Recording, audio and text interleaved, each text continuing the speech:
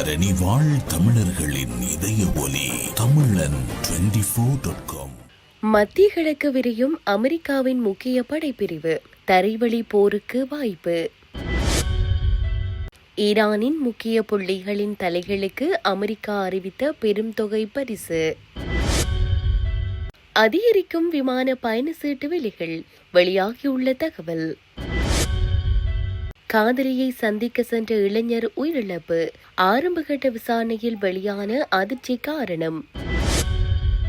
இஸ்லாமாபாத்தில் பதற்றம், வான்பரப்பை மூடிய பாகிஸ்தான்.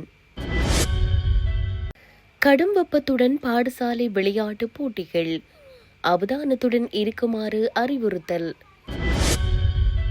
விழுந்து நொறுங்கிய அமெரிக்க ராணுவ விமானத்தில் 6 பேர் உயிரிழந்தது உறுதி.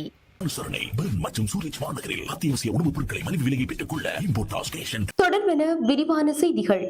மத்திய கிழக்கிற்கு சுமார் 2500 கடற்படை வீரர்கள் மற்றும் கடற்படையினரை கொண்ட ஒரு விரைவு பதிலளிப்பு கடற்படை படியணியை அனுப்ப அமெரிக்கா திட்டமிட்டுள்ளதாக தகவல் வெளியாகியுள்ளன. இந்த படியணி எங்கு தங்க வைக்கப்படும் அல்லது எந்த பணிக்காக பயன்படுத்தப்படும் என்பது இன்னும் தெளிவாக அறிவிக்கப்படவில்லை.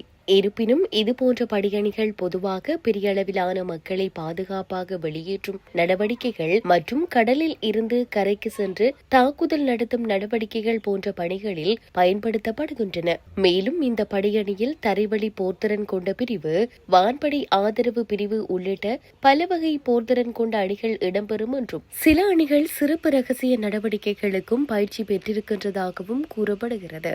இந்நிலையில் அமெரிக்க ஜனாதிபதி டொனால்ட் ட்ரம்ப் தலைமையில் நிர்வாகம் அந்த நாட்டில் தரைவழி படைகளை அனுப்பும் திட்டம் தற்போது இல்லை என்று கூறியிருந்தாலும் அதை முழுமையாக மறுக்கவில்லை என்றும் தகவல்கள் தெரிவிக்கின்றன. இந்த படியணி அனுப்பப்படுவது குறித்து முதலில் ஒரு முக்கிய அமெரிக்க நாளிதழ் செய்தி வெளியிட்டுள்ளதாக சர்வதேச ஊடகங்கள் தெரிவிக்கப்படுகிறது. ஈரானின் புரட்சி பாதுகாப்பு படையின் முக்கிய தலைவர்களை பற்றிய தகவல்களை வழங்குவோருக்கு அதிகபட்சமாக $10 மில்லியன் வரை பரிசு வழங்கப்படும் என்று அமெரிக்கா அறிவித்துள்ளது. இந்த அறிவிப்பை அமெரிக்க வெளியுறவுத்துறை வெளியிட்டுள்ளது. இந்த அறிவிப்பில் மொத்தம் 10 பேரை பற்றி குறிப்பிடப்பட்டுள்ளதுடன் அவர்களில் 6 பேரின் பெயர்கள் மட்டுமே வெளிப்படையாக அறிவிக்கப்பட்டுள்ளன. அந்த பட்டியலில் ஈரானின் புதிய உச்ச தலைவர் மொஜ்தபா ஹமேனி மற்றும் ஈரானின் தேசிய உயர்மட்ட பாதுகாப்பு சபையின் செயலாளர் அலி லாரிஜானி ஆகியோரும் இடம்பெற்றுள்ளனர்.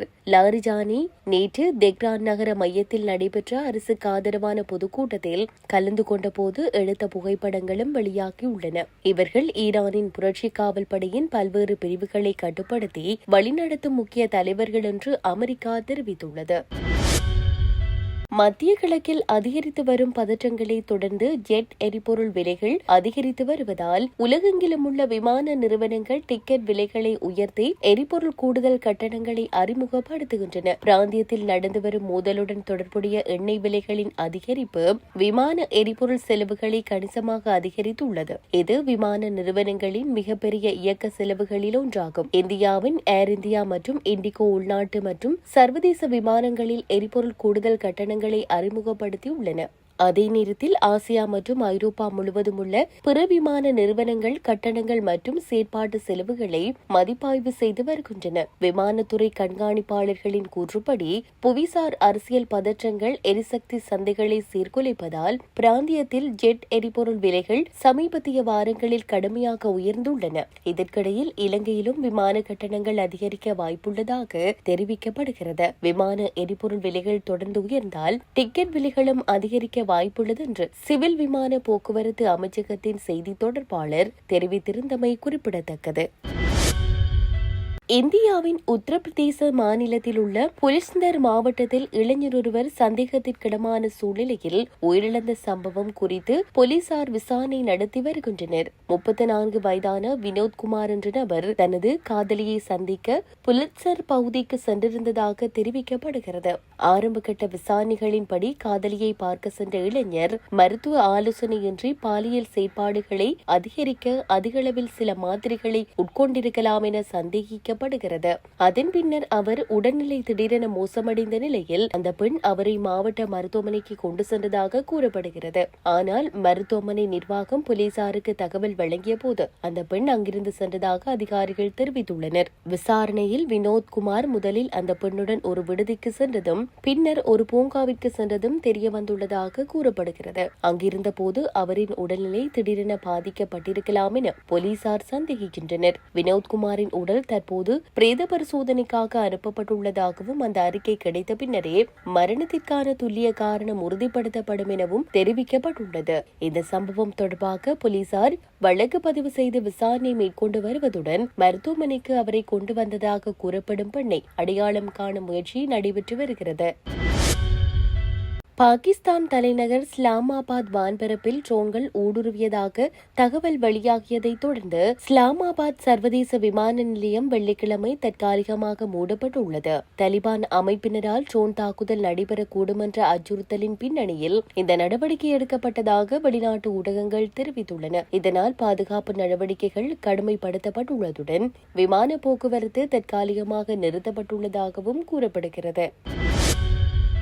தற்போதைய வெப்பமான வானிலைக்கு மத்தியில் நடத்தப்படும் பாடசாலை விளையாட்டு நிகழ்வுகளின் போது மிகவும் அவதானத்துடன் செயல்படுவது அவசியம் என கொழும்பு சீமாட்டி ரிஷ்வே சிறுவர் வைத்தியசாலையின் சுவாச நோய்கள் தொடர்பான விசேட வைத்திய நிபுணர் சன்னடி சில்வா தெரிவித்துள்ளார். வெப்பமான வானிலையால் ஏற்படும் சுகாதார அபாயங்களை குறைப்பது எப்படி மற்றும் விளையாட்டு நிகழ்வுகளை ஏற்பாடு செய்யும் போது கவனிக்க வேண்டிய விடயங்கள் குறித்து பொதுமக்களுக்கு தெளிவுபடுத்தும் நோக்கில் நேற்று பிற்பகல் சுகாதார மற்றும் ஊடக அமைச்சின் பிரதான கேட்போர் கூடத்தில் நடைபெற்ற ஊடகவியலாளர் சந்திப்பில் கலந்து கொண்டு அவர் இதனை குறிப்பிட்டுள்ளார். இதன்போது கருத்து தெரிவித்த வைத்திய நிபுணர் பாடசாலை விளையாட்டு நடவடிக்கைகளின் போது இந்த நிலைமைகளை கருத்தில் கொண்டு விளையாட்டு போட்டிகளை குறைத்தல், மாணவர்களுக்கு தொடர்ச்சியான ஓய்வு வழங்குதல், பிள்ளைகளை குளிர்ச்சியான இடங்களில் தங்க வைத்து நீர் அல்லது உப்பு கலந்த பானங்களை வழங்குதல் மிகவும் முக்கியமானது என தெரிவித்தார். தற்போது நிலவும் இந்த நிலைமையின் பாதிப்புகளை குறைத்துக் கொள்ளவும் சூழ்நிலையை அடையாளம் கண்டறிந்து தேவையான சிகிச்சைகளை பெற்றுக் கொள்ளவும் முன்வருவது மிகவும் அவசியம். குறிப்பாக பாடசாலைகளில் காலை மற்றும் பகல் வேளைகளிலேயே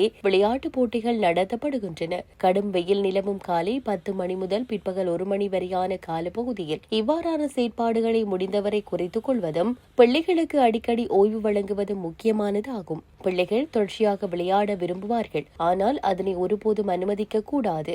இடைவேளை அவசியம். விளையாட்டிற்கு இடையே அவர்களுக்கு ஓய்வு வழங்கி நிழலான அல்லது குளிர்ச்சியான இடங்களில் அவர்களை தங்க வைப்பதோடு அதிகளவு நீர் மற்றும் ஆரோக்கியமான பானங்களை வழங்க வேண்டும். இதனை செய்ய தவறினால் உடல் வெப்பம் அதிகரித்து மயக்கம், சோர்வு போன்ற சிக்கல்கள் ஏற்படலாம். அத்துடன் தசைப்பிடிப்பு ஏற்படவும் வாய்ப்புள்ளது. இந்த அறிகுறிகளை கண்டுகொள்ளாமல் போய்விட்டால் உடல் வெப்பம் மேலும் அதிகரித்து வெப்ப அதிர்ச்சி போன்ற உயிருக்கு ஆபத்தான சிக்கலான நிலைக்கு இட்டு செல்லும். ஒரு பிள்ளைக்கு மயக்கம், சோர்வு, தலைச்சுற்றல் அல்லது குழப்பமான நிலை ஏற்பட்டால் உடனடியாக அவரை வெயில் உள்ள இடத்திலிருந்து அகற்றி குளிர்ச்சியான இடத்திற்கு அழைத்து செல்லுங்கள். நீர் அருந்த முடியுமானால் அதனை வழங்கவும். நிலைமை தொடருமானால் தாமதிக்காது அருகிலுள்ள அரசு வைத்தியசாலைக்கு அழைத்து செல்வது அவசியமாகும் என தெரிவித்தார்.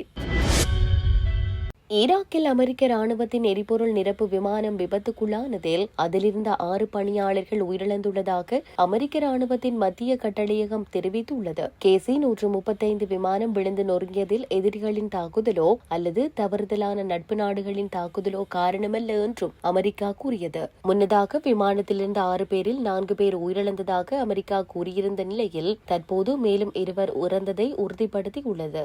ஈரானுக்கு எதிரான அமெரிக்காவின் தற்போதைய நடவடிக்கை இந்த எரிபொருள் நிரப்பு விமானம் ஈடுபட்டிருந்ததாகவும் இந்த சம்பவத்தில் தொடர்புடைய 2 விமானங்களில் இது ஒன்று என்றும் சென்காம் தெரிவித்துள்ளது. மேலும் 2வது விமானம் பாதுகாப்பாக தரையிறங்கியது என்று அமெரிக்கா கூறியுள்ளது.